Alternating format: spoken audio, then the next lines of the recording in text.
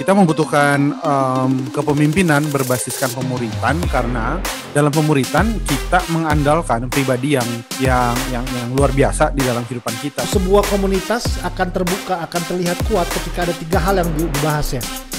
Yang pertama soal keuangan, kedua soal keluarga, ketiga soal seks.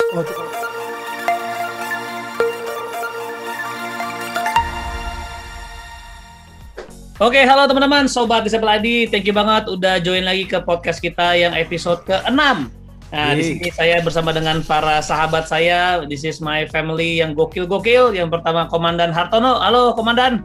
Oi. Yoi, lalu Jenderal Beni Patinasarani. Yes. Siap.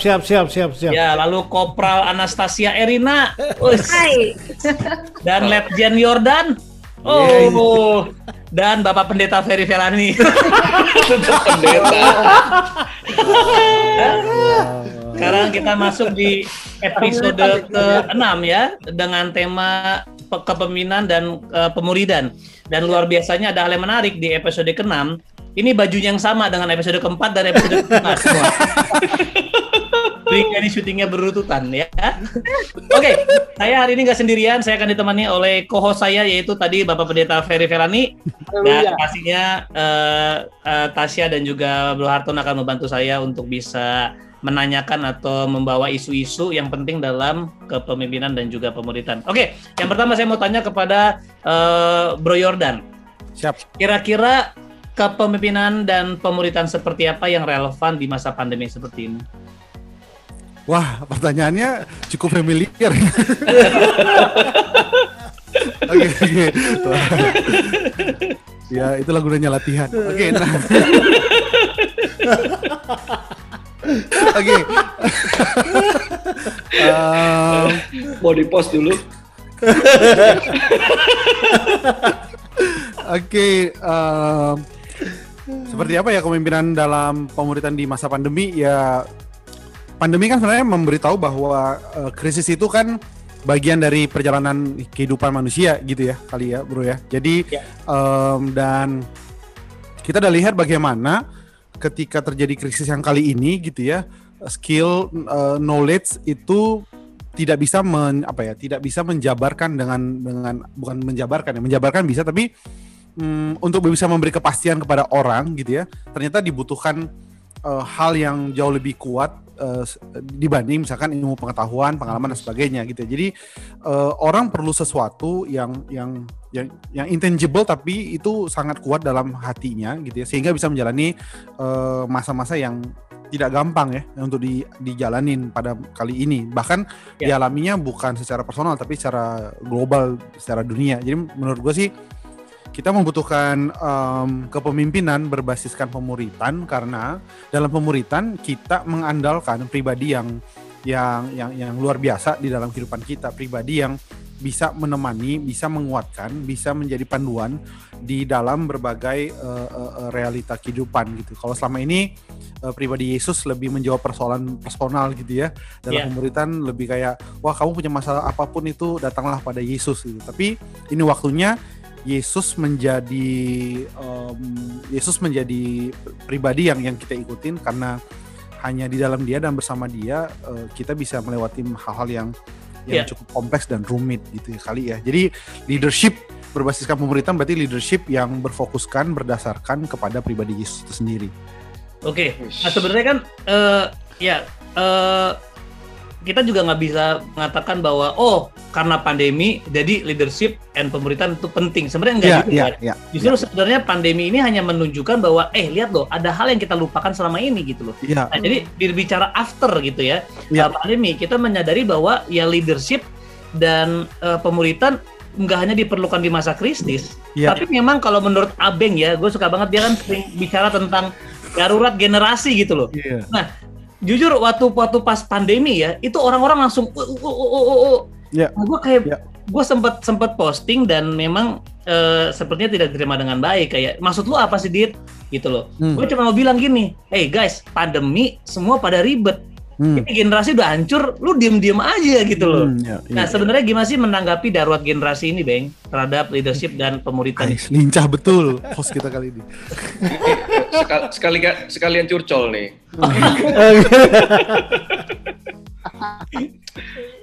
Ya jadi, sekali lagi kan, ya gimana. Oke, jadi ya betul. Apakah darurat generasi terjadi hanya pas pandemi atau memang udah terjadi waktu pas udah akhir zaman gitu loh? Nah, makanya maksudnya kan jelas darurat generasi itu sudah terjadi jauh sebelum pandemi. Itu adalah realita yang ada di sekitar kita, yang mungkin banyak orang-orang percaya tidak memutuskan mengarahkan fokusnya ke situ dengan mereka lebih fokus kepada hal-hal yang lain.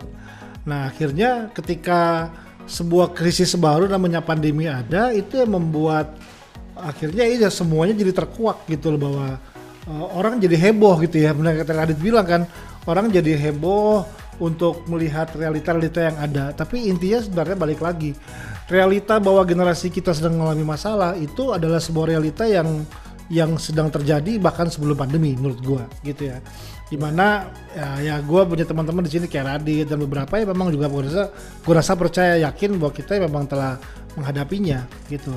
That's why kenapa dalam kepentingan sebagai seorang pemimpin mungkin gue lebih ke apa ya, value atau nilai-nilai apa sih yang perlu dibangun sebagai seorang pemimpin.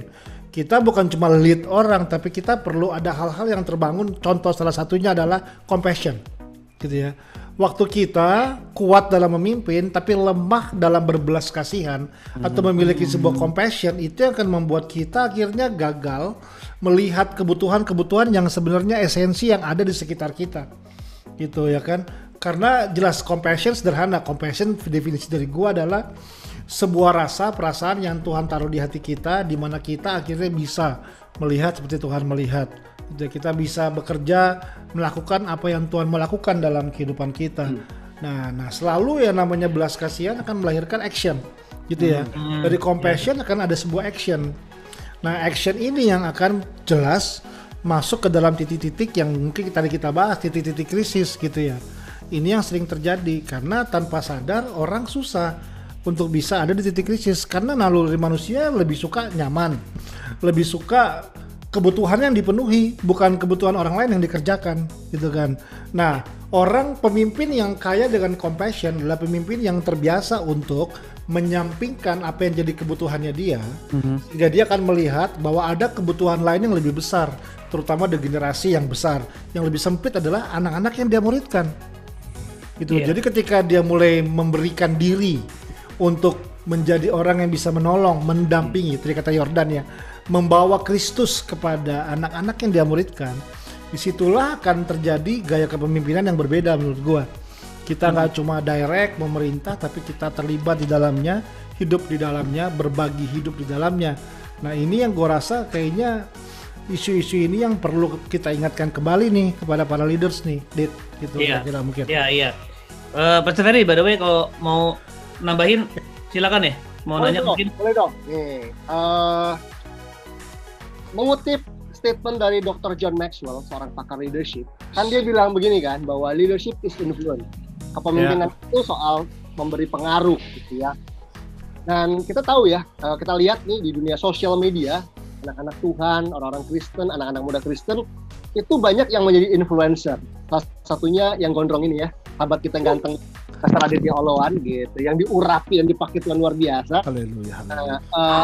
Rasanya ada di rambutnya tuh kayaknya. Nomor rekening berapa, Fer? Nomor rekening 0578. Ya. Ada Radit, ada Kristo, Marsha, dan nama-nama lain ya yang kita kenal ya, yang memberi pengaruh. Dan selain mereka, di bawah-bawah mereka tuh juga banyak muncul anak-anak muda lain yang juga terinspirasi maksudnya kan. Dan maksudnya dengan melihat sepak terjang mereka di sosial media, posting quote, posting video, posting apapun, followers mereka banyak, sampai kekean tuh ya, 65K, berapa 10K gitu ya. Berarti kan mereka mempengaruhi gitu. Dan kalau zaman dulu menjadi seorang pemimpin itu perlu ditunjuk atau dipilih, ya nggak sih? Ditunjuk sama gembala, lu jadi ini diangkat gitu ya, dan dipilih. Nah sekarang kan banyak anak-anak muda ini dengan sosial media ini, mereka nggak pakai ditunjuk atau dipilih, mereka langsung posting, dan begitu ada ketanggapan mereka jadi punya pengaruh gitu, dan dengan pengaruh yang begitu luar biasa. Nah minta tanggapan dong dari dua narasumber kita hari ini dong tentang hal tersebut gitu ya, tentang terutama adik-adik kita yang muncul ini yang muncul tanpa ditunjuk dan pilih ini melalui platform sosial media. Kira-kira hal-hal apa saja yang perlu diperhatikan? Nah ini tadi Yordan WA gue, dia bilang Beng gue aja dong yang jawab. Nah dia bilang tadi. Nah ini boleh ya? Ini sengaja gue kayaknya sama Radit, karena kan Radit influencer juga, tapi ini kayak Abeng dan Yordan ini sebagai kakak-kakak gitu ya, kakak buat adik-adik ini gitu. Oke, kalau dari gue sih, Yordan lu deh, gue nambahin. Yordan lu. Iya, mengutip pernyataan dari John Maxwell gitu ya, mengatakan bahwa leadership is not about position, leadership is about function. Iya gak sih? Betul gak sih itu? Iya kayak gitu. Itu ada di buku beliau ya, di Be a People Person halaman 53 itu kayak yang kanan bawah gitu ya. Paragraf keberapa? Kayak chapter 2 ya. Itu kalau di bahasa Inggris tuh di sebelah kiri, tapi kalau yang terjemahan di sebelah kanan agak kanan bawah. Oh, yang kalam hidup ya? Kalam hidup punya cita-citakan kalam hidup. Iya, jadi sebenarnya tinggal bagaimana teman-teman influencer melihat fungsinya gitu kali ya, Prof ya. Karena tetap saja leadership yang dalam bentuk posisi pasti terus ada, tetap ada ya nggak sih? Kayak tadi ya, kita ada jenderal, kopral, dan Pastor Ferry adalah pendeta gitu ya. Nah, jadi tetap ada pemimpin-pemimpin yang posisi. Namun ini kan punya satu dunia baru, namanya dunia digital, di mana leadership di situ tuh bukan berdasarkan posisi, ya nggak sih? Tidak ada rapat untuk menentukan siapa yang menjadi influencer. Influencer adalah mereka yang berfungsi aja tiba-tiba berpengaruh kan, karena mereka berfungsi, makanya akhirnya fungsinya tergantung. Ada yang diberdayakan oleh endorsan produk atau apa, atau justru untuk menyampaikan pesan-pesan dan sebagainya gitu. Jadi menurut gue sih lebih ya tadi itu ya, leadership as function itu betul-betul harus dimaknai, baik pemimpin secara posisi maupun pemimpin secara digital, karena benar-benar influencer itu betul-betul influencer gitu. Maksudnya selama mereka terus refleksi diri dan memastikan fungsinya itu bergerak sesuai dengan keyakinan mereka melihat diri mereka sebagai influencer dan berfungsi sebagai influencer, menurut gue itu pasti akan menjadi sebuah narasi yang membangun gitu ya. Gitu. Walaupun berbeda kalau misalkan kayak Radit, misalkan pemimpin secara influencer gitu ya. Radit kan dua nih ya, secara posisi ada ya nggak sih, senior pastor di GKI gitu kan. Miuda. Tapi secara digital dia ini, jadi dua-dua Radit berpengaruh gitu. Dan bedanya adalah kalau kita pemimpin secara posisi, orang counter kita kan orang mengcounter atau orang mau merespon pernyataan kita tuh kan mesti doa puasa 70 hari ya nggak sih? Misalkan lagi rapat gereja, saya mau gini kata pastor, siapa gitu yang dengan mudahnya bilang maaf pastor, ide Anda kayaknya salah gitu ya. Apakah Anda sudah berdoa sebelum Anda menyampaikan rencana-rencana kita di tahun depan? Kayaknya enggak gitu ya. Tapi di dunia sosmed kan memang ini beda banget. Orang bisa dengan fasih untuk respon gitu. Nggak kebayang lah, Abeng pernah di satu masa dia ada sebuah sinode ya, yang rapatnya tuh hari nggak usah disebut ya. udah cukup. Nggak mungkin lah bisa direspon seperti di sosial media merespon. Jadi emang yang penting fungsinya kita jaga terus, kita terus memperbaiki diri, memperhatikan, sehingga orang-orang yang berposisi pemimpin juga harus juga bertanya ya, apakah saya berfungsi seperti posisi saya. Thank you Pak John Maxwell. Oke, mantap, Beng.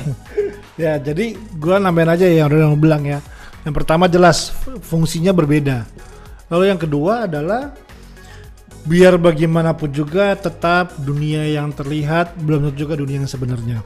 Itu dulu kita mesti pahami itu, bahwa memang benar itu dulu, bahwa apa yang terjadi tentu akan nggak semuanya sama dengan apa yang realita yang sesungguhnya. Nah karena itu memang tetap salah satu caranya bagaimana ya, memang nggak ada cara lain. Kalau memang kita care, kita perlu belajar untuk merangkul gitu, untuk bisa mencoba memahami kenapa mereka ada di dunia influencer seperti ini, seperti itu.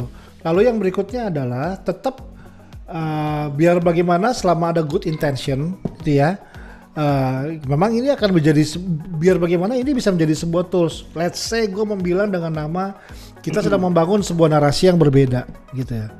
Karena sejujurnya realitanya adalah kalau misalnya kita mau bilang jujur, tetap juga dunia juga sedang memberikan konten pada generasi ini dengan cara influencer gitu.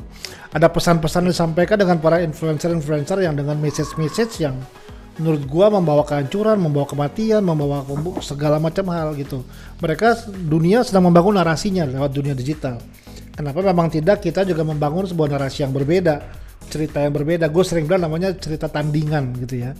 Sebuah narasi yang berbeda yang kita ungkapkan lewat kesempatan platform digital sehingga tetap orang bisa memiliki pemahaman atau cerita yang baru yang mereka temukan lebih di situ. Tapi tetap dibalik semua itu setiap orang pasti punya tujuan yang berbeda-beda apa yang dia postingkan dalam dia punya dunia digital gitu ya. Maksudnya biar bagaimana kita mesti pahami itu.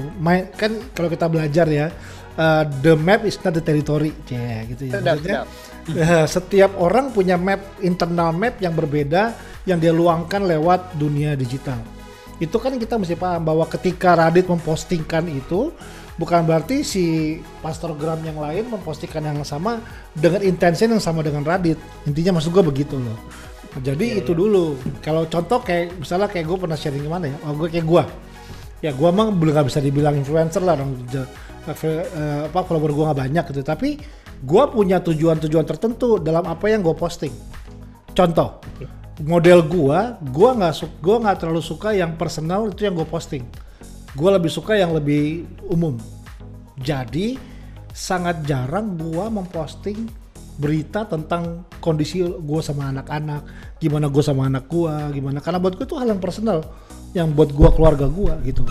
Lalu apakah ketika ada kayak Radit mungkin punya message yang berbeda dengan anaknya dia, Yeri adik gue dengan konsep ayah hadirnya kan berbeda-beda gitu loh. Tapi buat gue ya kalau gue memang ya buat gue posting pelayanan gue posting dah buat gue karena tapi kalau urusan keluarga gue akan keep, gue nggak terlalu banyak bercerita tentang keluarga gue karena itu adalah kan waktu gue lihat ini gue cerita ini kan akhirnya kita sadar bahwa memang setiap orang punya intensi yang berbeda dalam memposting. Nah waktu kita punya pemahaman seperti ini akan menolong kita untuk bisa melihat dengan cara benar. Tetapi gue setuju apa yang arah yang Ferry bertanya memang benar.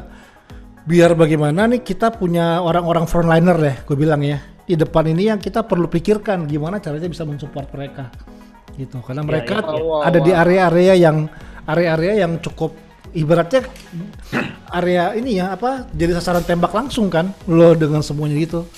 Kalau kita kupas Radit contohnya, mungkin karena Radit narasumber, bagaimana mungkin dia bisa cerita kan di balik itu proses dia lewat hadap itu, stresnya mungkin sampai ke isu mental health dia pernah cerita. Karena memang nggak mudah di titik-titik seperti itu, gue bisa memahami itu. Gitu kali Fer. Oke. Bagus nih. Keren. Thank you Bang untuk closing statement-nya luar biasa. Boleh simpulin nggak tadi dari dua jawaban Abeng sama Yordan nih? Buat adik-adik kita yang menjadi influencer, ini pesan penting dari kakak nih ya, bagus ya. Yang pertama tadi lu harus punya tujuan. Jangan cuma sekedar cari followers, jangan cuma sekedar cari kayak orang kasih komplimen, apresiasi, tapi buatlah cerita tandingan, buatlah narasi, betul-betul lu punya intention untuk mengcounter semua rencana si jahat, rencana kajian kegelapan melalui sosial media lo. Itu yang pertama tadi Abeng tekanin itu ya, gitu ya. Yang kedua tadi orang bilang jangan cuma sekedar berkarya di sosial media, tapi nggak punya peran dan fungsi yang nyata di dunia real gitu ya, sehari-hari. Jadi milikilah komunitas, milikilah karya yang juga ada di dunia nyata, karena di dunia sosial media sesuatu bisa dikemas ya, bisa jadi tempat persembunyian juga. Itu menurut gue nih poin yang bagus banget, sehingga adik-adik kita bisa jadi pemimpin-pemimpin yang memuridkan di virtual dan di dunia nyata. Mantul, Dit, silakan Dit. Mantap, siap. Nah, kita kan melihat ya bahwa ini kalau ngomongin kepemimpinan dan pemuritan kaum milenials ya, kita melihat tadi lah melanjutkan dari fenomena sosial media. Kita mengenal dengan sebuah konsep namanya untuk menjadi pemimpin dan memuridkan terlepas dari skala personal gitu loh. Akhirnya mereka merasa ya udah gue pokoknya menjadi pemurid di sosial media dan sebagainya. Nah, karena mengingat tadi kata leadership is influence. Nah, gimana menyingkapi hal ini ya, antara orang tuh takut missing out sehingga dia mengikuti apa yang zaman lagi lakukan karena mereka mau influence. Setahu gua ada waktunya di mana ketika kita menabur sepertinya nggak ada influence gitu loh. Nah, bagaimana kita sebagai pemimpin pemurid untuk menanamkan sebuah pemahaman dan keyakinan bahwa influence itu sesuatu yang kita lakukan, tapi buah itu kan Tuhan yang menentukan ya. Artinya tugas kita kan menyiram dan menanam.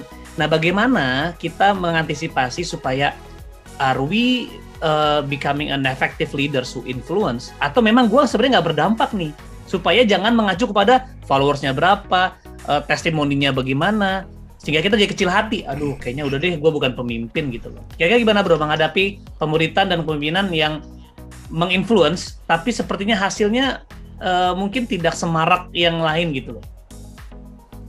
Ya gimana tuh, Bang? Kita bahas di podcast yang mana tadi? Oh, tadi lagi break ya. Prinsip ya, maksudnya kan tetap kan, maksud gue gini, bicara di frame dengan pemuritan. That's why tetap biar bagaimana, buat gue, kemaksimalan memuridkan seseorang nggak bisa bergantung dari jumlah. Kalau buat nah, gue, itu dia. gitu, Yes. ya kan? Kita boleh punya followers yang banyak, tapi sebelum kita berfungsi sebagai pemimpin dalam memuridkan dalam kelompok yang kecil, akan sangat sulit buat gue untuk bisa melihat kita bisa melahirkan murid-murid yang punya kemampuan atau bisa punya lebih kepada mereka menjadi orang yang serupa dengan Kristus, maksud gue. Karena Yesus sendiri pun dia mengajar 5.000 orang, tapi dia tetap fokus kepada 12 orang. Orang sering tanya, sebenarnya Yesus tuh apa sih, dia bangun ministry kah di dunia, atau dia di dunia, atau dia pelayanan kah, atau dia mungkin misi kah? Kalau kita perhatikan, selalu kemanapun Yesus pergi dan apapun Yesus lakukan, dia selalu punya audiens yang sama, gitu. 12 orang yang di belakangnya dia. Mungkinkah sebenarnya waktu Yesus lagi bicara di depan 5.000 orang, fokus utamanya bukan 5.000 orang, fokus utamanya adalah 12 orang di belakang dia. Dia sedang mengajarkan kepada 12 orang ini untuk lo handle 5.000 orang seperti ini. Mungkinkah ketika di depan kuburan Lazarus, fokus Yesus bukan bangkitin Lazarus dari mati. Fokus Yesus adalah kepada 12 orang yang di belakang dia untuk mengajarkan bagaimana ketika lo menghadapi sebuah situasi seperti ini. Kemanapun Yesus pergi, selalu cuma ada 12 orang yang ada bersama-sama dengan dia. Dia bisa depan 5.000 orang, dia bisa keliling kemana-mana. Nah, itu yang menurut gua sebagai seorang pemimpin perlu kita fokuskan. Gitu, nggak apa-apa. Gua nggak anti dengan lo punya followers, kalian punya followers yang banyak, kalian memberi influence di tempat yang besar. Tapi tetaplah milikilah kelompok-kelompok kecil di mana ada ini gaya hidup saling terjadi di situ. Nggak cuma satu arah aja. Ada kan, sebuah komunitas akan terbuka, akan terlihat kuat ketika ada 3 hal yang dibahas ya. Yang pertama soal keuangan, kedua soal keluarga, ketiga soal seks. Oh, itu kalau udah gede ya. Tapi intinya gitu, selama dalam kelompok itu hal-hal itu tersebut dibahas, lo nggak akan mungkin bahas soal seks dengan postingan lo, gitu ya. Kecuali lo nggak akan mungkin cerita soal kondisi keuangan lo dalam ketika lo menjawab komen-komen, gitu. Ada hal-hal yang nggak bisa dibahas di komen, nggak bisa dibahas di DM bahkan sekalipun. Tapi ada hal yang lo perlu bangun hubungan, building. Kan lo bisa cerita sama orang tentang hal yang personal tuh lo perlu trust kan. Ada trust yang dibangun gitu. Nah, trust itu kan dibangun gitu dari dalam kelompok-kelompok kecil itu. Jadi menurut dari gua nggak salah kita punya followers yang banyak, tapi fokus utama kita adalah milikilah kelompok-kelompok kecil di mana kita bisa membangun dan saling terbangun di situ. Itu dari gue, Dit. Yes, dari AB kita melihat bahwa influence itu is not talking about the jumlah. Jangan sampai kita terjebak bahwa influence itu berarti kita harus berdampak dan harus mendapatkan respon dari banyak orang ya. Tetapi bagaimana belajar dari Yesus juga ya, dia berdampak kepada banyak orang, tapi fokusnya adalah si 12 orang ini gitu. Nah, dari Bang Yodan gimana kira-kira melihat kepemimpinan dan pemuritan yang seperti ini? Ya, kalau dulu kepemimpinan itu digerus tuh apa ya? Dikikis oleh keagamawian kan, hal ihwal keagamawian lah gitu ya, yang perkara-perkara birokrasi, keagamaan, perkara-perkara liturgi. Sekali lagi ya teman-teman nih, jangan ini ya, liturgi itu penting, tapi sering sekali kita udah mulai mengutamakan yang mengitari manusia daripada manusia itu sendiri. Kalau istilah Yesus itu bilang hari Sabat ada untuk manusia, bukan manusia untuk hari Sabat. Tapi dulu kepemimpinan Kristen tantangannya adalah keagamawian. Tapi menurut gue nih ya, sekarang ini gue ngerasa kayak dulu kalau kita nonton film-film gitu ya, atau film kayak Matrix atau apa gitu ya, selalu ada kayak robot, mekanisme gitu ya. Terus ada sekelompok orang yang terus menjaga kewarasan kemanusiaan. Terus mereka kumpul kan, di tenda-tenda di mana gitu ya, terus menjaga bahwa kita ini jangan sampai terjebak ke arah sana. Gue kayaknya ngerasa bahwa ke depan itu tantangan leadership adalah itu tadi, mekanisme artificial intelligence. Mungkin ke depannya nanti ya udah masukin foto Radit, masukin ke aplikasi yang membuat wajah Radit bisa ngomong sendiri, masukin kata-kata kunci, udah dia akan ngomong sendiri, ya nggak sih? Nah, gue ngerasa bahwa makin kesana nih makin banal, makin dangkal, makin nggak dapet esensi sebagai manusia yang mengalami transformasi bersama-sama gitu. Gue nggak anti teknologi, tapi kita apalagi terutama di kita ya di Indonesia mungkin kita jumping kan, kita melewati satu fase namanya kita melek baca kan, literasi. Dari yang nggak baca tiba-tiba kita dibombardir dengan digital teknologi. Jadi justru makin kesini tuh harus makin lebih manusiawi, lebih ngobrol, lebih refleksi, lebih apalagi ya, lebih teman-teman lihat nggak sih ada aplikasi baru tuh kan yang kalau foto orang yang udah lama di install di download tuh orangnya bisa gerak kan? Iya nggak sih? Oke lah bahwa itu adalah aplikasi iya, tapi ketika orang melihat itu kan ada memori dengan orang yang itu kan nggak sih? Ada memori, ada macam-macam dan ke depannya kita nggak tahu lagi gitu. Jadi bisa aja nanti yang ada adalah message dan udah nggak ada messenger, yang ada adalah kerumunan tapi udah nggak ada murid, yang ada adalah iya nggak sih? Nanti akan ada kerumunan tapi kita nggak dapetin murid lagi. Nanti akan ada banyak message tapi kita nyari siapa sih messengernya, kita nggak ketemu lagi. Ada suara berseru-seru gitu ya, maksudnya kita nggak ketemu messengernya siapa. Kita cuma dapetin crowd, kita cuma dapat noise. Tapi kita nggak dapat authenticity, kita nggak dapat cross, kita nggak dapat genuine leader, kita nggak dapat itu. Itulah yang dipikirkan oleh Komandan Hartono menurut saya dalam setahun belakangan ini dalam masa-masa pandemi. Bagaimana agar hidup kita jangan jadi banal gitu. Karena udah mulai kan tren bahwa ada orang berani ngomong bahwa saya memiliki jemaat berapa puluh ribu hanya karena ditonton oleh YouTube misalkan gitu. Kita kan mulai, kita makanya Disciple ID ada teman-teman untuk kami bersama dengan teman-teman semua yang mendengarkan ini untuk terus kita menjaga agar apa ya, tumbuh kembang sebagai murid, tumbuh kembang sebagai murid tiba-tiba ya itu terus ada gitu loh, sambil kita terus berteman dengan teknologi karena seperti sahabat ada untuk manusia, demikian juga teknologi ada untuk manusia, bukan kebalikannya. Nah ini penting nih untuk kasih kalau gua ini nggak tahu ini apakah bisa menjadi sebuah alternatif cara pandang bahwa kalau dulu itu kita punya keluarga, sahabat, temen, ya kan, tidak ada istilahnya follower gitu. Nah sekarang kita mungkin perlu memandang itu dalam kerangka itu, mungkin kita perlu memandang sebagai keluarga, sahabat, temen, follower gitu. Bahwa follower itu ada di lingkaran luarnya kita nih gitu, ya. Jangan sampai kita invest waktu, nggak apa-apa, itu ada, kita nggak bisa menyangkali keberadaannya dan pengaruh kita kepada follower itu ada gitu. Tapi jangan sampai itu salah prioritas gitu, bahwa tetap keluarga, sahabat, teman, follower gitu. Mungkin cara berpikir di era digital ini harus ditata lah gitu pada tempatnya. Iya. Jangan kebalik ya, malah yang keluarga di-treat kayak follower gitu ya, follower kayak treat keluarga. Jadi pemuritan jadi nggak efektif. Nah, tadi melihat kayaknya jangkauan pandang Bang Yordan ya, melihat tadi bagaimana teknologi bisa membuat pemuritan kita nih bisa menjadi dangkal. Nah, gue pernah mendengar kata satu ini, journey. Nah, seberapa penting sih kita dalam memuridkan, dalam membangun kepemimpinan untuk menghasilkan murid? Seberapa penting journey ini bisa dibangun?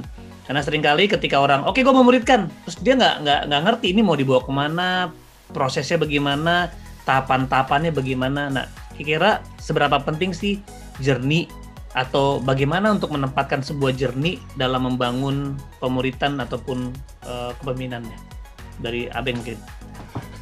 Oh ya, journey-nya gampang ya, ada journey-nya memang. Ketika seorang anak muda menemukan identitasnya, dia akan menuju pada sebuah tujuan dan ada lifestyle yang terbangun di sini. Familiar juga, ini hal familiar sekali. From identity to warna destiny. Warna biru dan warna kuning, tiba-tiba teringat warna aja. Itu apa ya? Tapi maksudnya buat gua itu adalah message hidup gitu loh. From identity to destiny. Prinsip gua begitu. Bahwa tetap setiap anak muda mereka perlu menemukan siapa identitas mereka di dalam Kristus. Waktu mereka menemukan siapa identitas mereka di dalam penciptanya, mereka akan menemukan ada misi dalam hidup mereka. Dalam misi hidup mereka itu karena Tuhan punya tujuan, yaitu destiny dalam hidup mereka. Dan dalam perjalanan dari identitas kepada destiny, jelas ada sebuah proses perjalanan. Kalau kita pakai bahasa namanya lifestyle ya. Ada proses perjalanan. Jadi buat gue 3 fase itu ya, identitas, proses, destinasi. Dan di mana dalam setiap fase itu ada tantangannya sendiri-sendiri, ada permasalahan sendiri-sendiri, ada proses pembelajaran sendiri-sendiri dalam proses itu. Dan dalam setiap proses, dalam setiap fase itu, kita sebagai pemimpin perlu banget mendampingi anak rohani kita di situ. Kita perlu mendampingi, benar-benar gue lebih 101 ya buat gue ya. Kita perlu benar-benar hadir buat mereka di situ. Makanya kalau orang sering tanya sama gua kan, kalau gitu kita bisa punya anak murid atau anak rohani seberapa banyak sih? Prinsip gua ya sebanyak waktu yang kita punya. Itu aja. Kalau menurut kita punya anak rohani 10.000, kita punya waktu cukup untuk ngurusin mereka satu persatu, ya silakan lakukan gitu. Tapi kalau sampai Yesus aja merasa 12 cukup buat dia untuk dia bisa memaksimalkan mereka, itu yang dilakukan gitu. Nah, jadi gua melihatnya ke situ bahwa dalam journey ini perlu ada pendampingan, pemuritan berjalan bersama-sama gitu. Karena mereka akan, anak-anak kita atau anak-anak kita murid akan menemukan hal baru, ada menemukan permasalahan-permasalahan baru, ada menemukan tantangan baru dalam setiap fase ini. Sehingga kita perlu mendampingi mereka. Itu dari gua sih. Oke. Ya, ini kita udah overtime-nya 3 menit lagi, tapi secara singkat boleh nggak Bang Yodan ini kan punya journey yang memang track-nya tuh panjang. Jadi seperti kayak siap banget membina dari kecil sampai jadi, dan mau tahu dong apa sih tipsnya membangun journey ini gitu loh. Kayaknya dia ada nenek moyang rohani kebetulan sih kalau Yodan itu. Udah berapa generasi dia? 14? 16 ya, Bro ya? 18. Kan 18 ya? Udah 20, cuma yang 20 gua udah gak kenal lagi. Tapi mereka seru banget. Nah, mungkin apa ya dia terus menerus berbincang gitu ya. Jadi kita berbincang dengan kemungkinan realita di masa depan. Kira-kira masa depan kayak apa sih, sehingga ketika kita berbincang dengan kita coba mereka-reka masa depan, kemudian kita berbincang dengan proses perjalanan pemuritan, tapi kita juga berbincang dengan orang yang kita muridkan. Karena Yesus sering banget kan nanya gitu kan, menurut kamu siapakah aku ini? Kemudian Yakobus bilang, lihatlah keadaan sekelilingmu. Atau Yesus pernah bilang, kamu melihat awan gelap, kamu tahu akan hujan. Jadi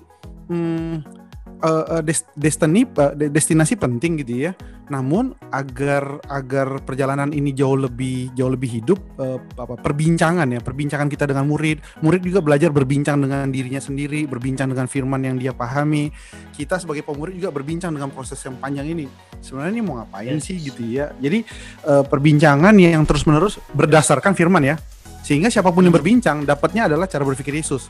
Semakin dia berbincang, dia akan semakin terkunci dengan cara berpikir, cara berperasaan, cara berperilaku kayak Yesus gitu. Sehingga journey-nya tuh nggak membosankan. Journey-nya jadi kayak wah gitu. Dan semakin dia ngerti bahwa manusia itu adalah seperti itu, dia semakin gampang untuk bisa membangun manusia lain. Karena kalau kita langsung kunci aja ke goal ya, outcome ya. Ya walaupun kita di sini beberapa orang coach gitu ya, bahkan all of a coach gitu ya. Kalau kita cuma dorong ke goal outcome, kita cuma mendapatin murid-murid yang produktif tapi nggak reflektif gitu loh. Gitu aja. Wow, thank you banget.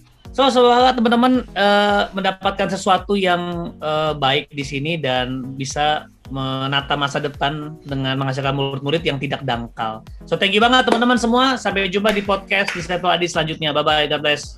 Bye. Bye. Thank you.